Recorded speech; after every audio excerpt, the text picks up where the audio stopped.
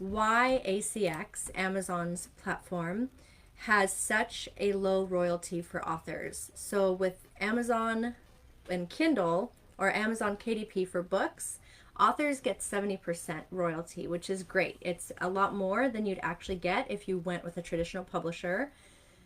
But for audiobooks, the author royalty is 40%. So Heather's wondering, why do they have such a low percent for authors, and what do other platforms look like?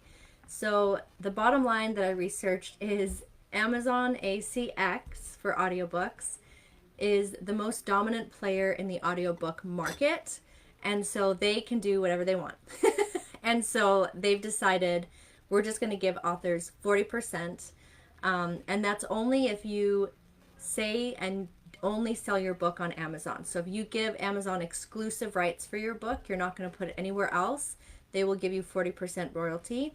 If you tell Amazon you are one of my distributors, then you actually only get 25%. And as I researched other audio platforms, there's 4 that I'll talk about.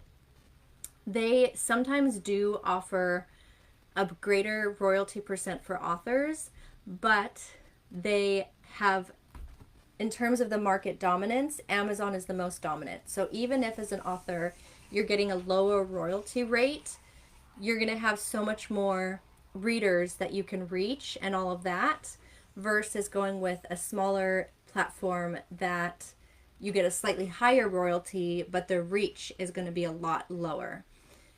So that's why so many authors choose ACX, because they feel it's necessary, and just because it's so dominant in the market.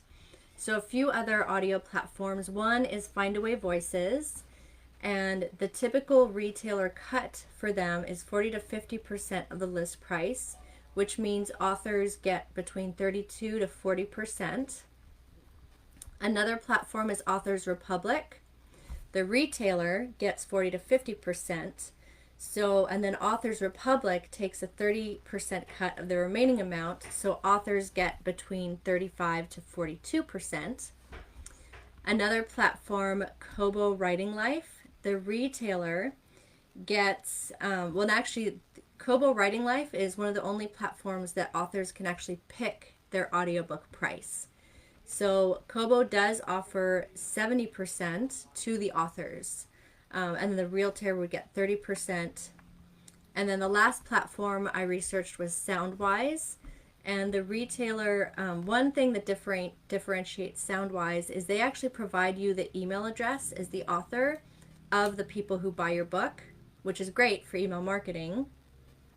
And they actually, they didn't have their cut information laid out as clearly as the other places, but their model seems to be more author friendly than ACX. So yeah, and let's see.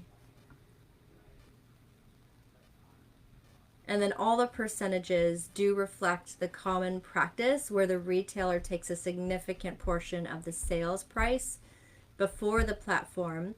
Findaway, Authors Republic, Soundwise, they take their administrative cut. So the remaining amount is what the author receives. So just based on that research, it actually doesn't seem that bad that ACX offers authors 40%. And I've been really happy with ACX. I have 3 books on there right now. So I have When God Calls a Writer, When God Equips a Writer, and then Adrift. I did not put story by story on ACX because it's more prompts. I didn't feel like people would want to audibly just listen to it. And I have not highly marketed my books. So each month I'll sell anywhere, like this month, it's the 21st. I've sold 2 audiobooks.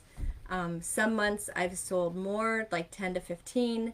It really varies. And I'm not doing any marketing with it. So I was really happy just to get my books on there and have another method that I can sell and offer.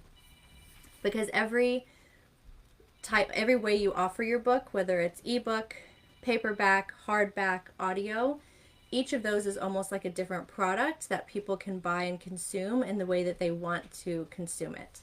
So I loved being able to finally get my books on ACX for that reason.